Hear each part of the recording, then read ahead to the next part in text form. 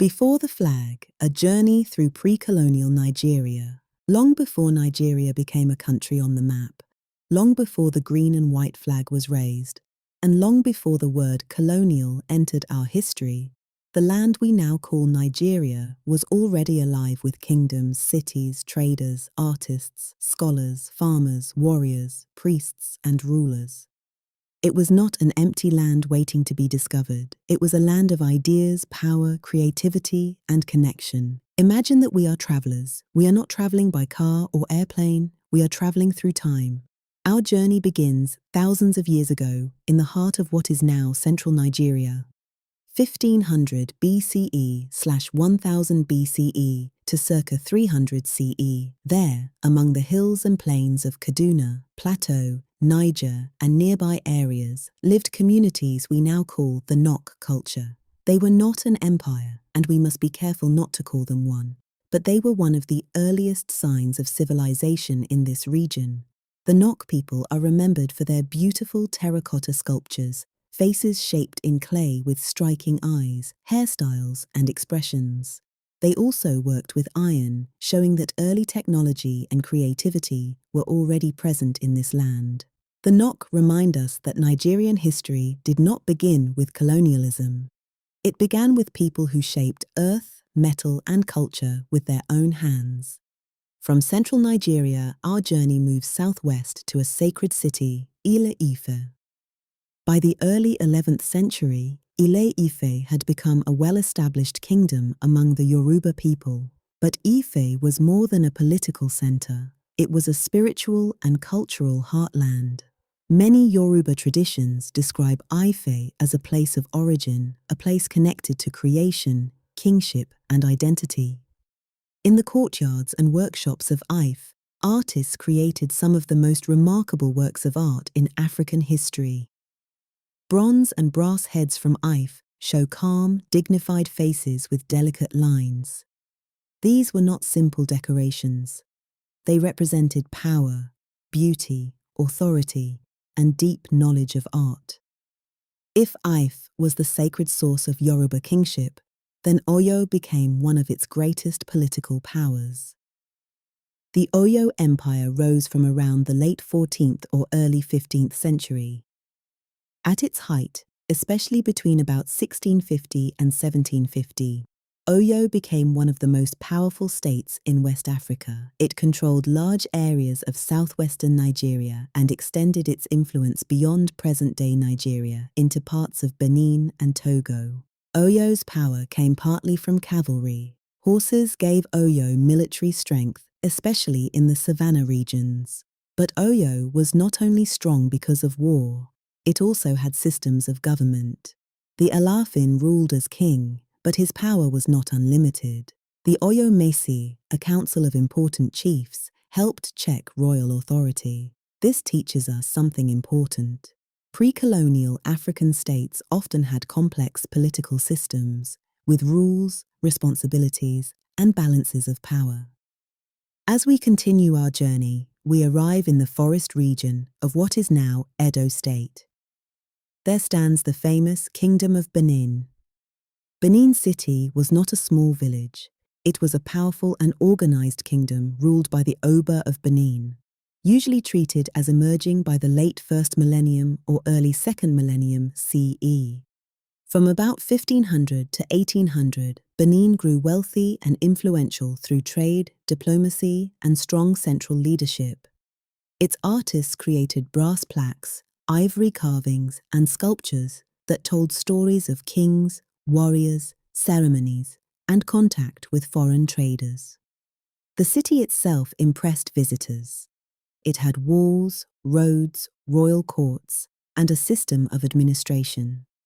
Benin traded with the Portuguese and later with other Europeans, but it remained an African kingdom with its own rulers, laws, and traditions. However, Benin also carries a painful memory. In 1897, British forces invaded the kingdom and took many of its famous artworks. Today, many people still discuss the return of these treasures. The story of Benin teaches us about greatness, art, trade, and also the wounds caused by conquest. Now let us travel north towards Lake Chad and the lands of the northeast. Here we meet one of Africa's longest-lasting states, Kanem-Bornu. Kanem began around the mid-9th century and later gave way to Bornu as the center of power. The people of this region included Kanuri and related groups. The empire was connected to trans-Saharan trade routes, linking West Africa to North Africa and the wider Islamic world. By the late 11th century, Kanem had become an Islamic state. Islam brought scholarship, writing, law, diplomacy, and connections with other Muslim societies. Bornu later became powerful in its own right, especially from the 16th to 17th centuries. Its rulers managed trade, warfare, religion, and diplomacy across a wide region around Lake Chad. This reminds us that pre-colonial Nigeria was not isolated. It was connected to Africa and the world through trade routes, religion, scholarship, and diplomacy. From the northeast, we move westward into the lands of the Hausa city-states. The Hausa states were not one single empire. They were a network of city-states, including Kano, Katsina, Zaria, Gobir, Rano, Daura, and Biram. These states became important from at least the mid-14th century, though some traditions trace their origins earlier. Each city had its own ruler, economy, and special role. Kano became famous for trade, textiles, leatherwork, and city walls. Katsina became known as a center of learning. Zaria, also called Zazau, became famous in tradition for powerful rulers, including Queen Amina, whose story is remembered across northern Nigeria. The Hausa states show us that cities were important in pre-colonial Nigeria. They were centers of commerce, craft, religion, and government. Our journey now turns to the Middle Belt, a region of rivers, hills, valleys, and many peoples. Here we encounter Kwararafa, associated with the Jukun and related groups. Kwararafa was powerful between roughly the 15th and 18th centuries, though historians still debate its exact structure and borders. It is remembered in the traditions of Hausa states, Bornu, and Middle Belt communities. Kwararafa teaches us that history is not always simple. Some kingdoms left behind written records. Others survived mainly through oral traditions, memories, and references from neighbors. But oral tradition is also history. It carries the voices of people who remembered their past before modern textbooks were written. Near the meeting point of the Niger and Kaduna rivers, we find the Nupe Kingdom. The Nupe people built a strong kingdom around the 15th and 16th centuries. Soede, also called Edagi, is often remembered as an important founder or consolidator of Nupe power around the 16th century. The Nupe were known for river trade, farming, crafts, and political organization. Their location near major rivers made them important in commerce and communication. Further south around the Niger-Benue confluence, we meet the Igala Kingdom, centered at Ida in present-day Kogi State. The Igala interacted with many neighbors, including Benin, Nupe, Jukun, and Igbo communities. This region was a crossroads. Goods, people, ideas, and political influence moved through it. Now our journey takes us into southeastern Nigeria, where political life often looked different from the large centralized kingdoms of Oyo, Benin, or Bornu. In Anambra and surrounding areas, we meet the kingdom of Nri. Nri was not an empire of conquest. It did not grow mainly by sending armies to capture territory. Instead, it held ritual, spiritual, and cultural authority among Igbo communities. Nri influence spread through title-taking, ritual cleansing, sacred customs, and respect for religious authority. This is very important. Not every pre-colonial state ruled in the same way. Some ruled through armies, some ruled through trade, some ruled through religion and ritual influence. NRE shows us that power can be spiritual and cultural, not only military. Also in the southeast, we encounter the Aro Confederacy, centered on Arochukwu.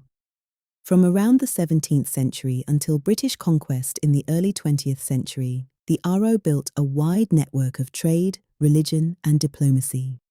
Their influence spread across parts of Igboland and the Niger Delta.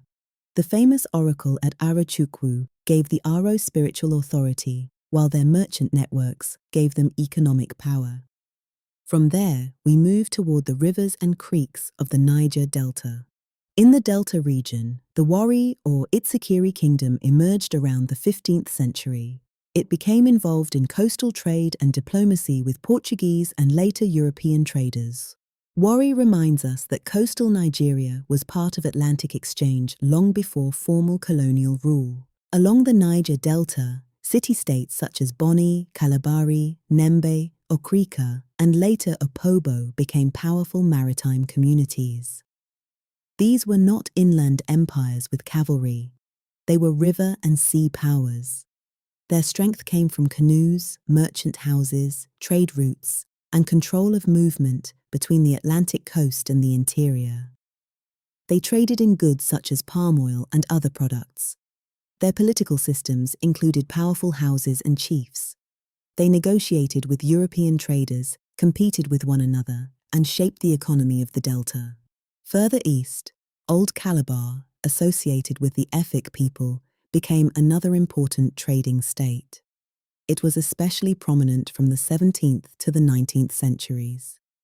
Calabar's merchant houses were powerful, and the area became known for Atlantic trade and early contact with missionary and commercial literacy. As our journey moves into the 19th century, we arrive at one of the largest political transformations in pre-colonial Nigeria: the rise of the Sokoto Caliphate. In 1804, Usman Dan Fodio led a jihad that transformed much of northern Nigeria. By 1809, Sokoto became the permanent capital of the new caliphate. The Sokoto Caliphate brought many Hausa states and other regions under an emirate system. It emphasized Islamic scholarship, law, taxation, administration, and religious reform. The caliphate was vast. It stretched across much of northern Nigeria and influenced areas beyond Nigeria's modern borders. It included many peoples, not only Fulani rulers and Hausa populations, but also other communities across the North and Middle Belt. Linked to this wider movement was the Adamawa Emirate, centered around Yola. It extended into areas that are now Nigeria and Cameroon. This teaches us another important lesson. Modern borders did not exist in the same way before colonial rule. Many pre-colonial states crossed the boundaries that later Europeans drew on maps. So, what does this journey teach us? It teaches us that pre-colonial Nigeria was not one story. It was many stories.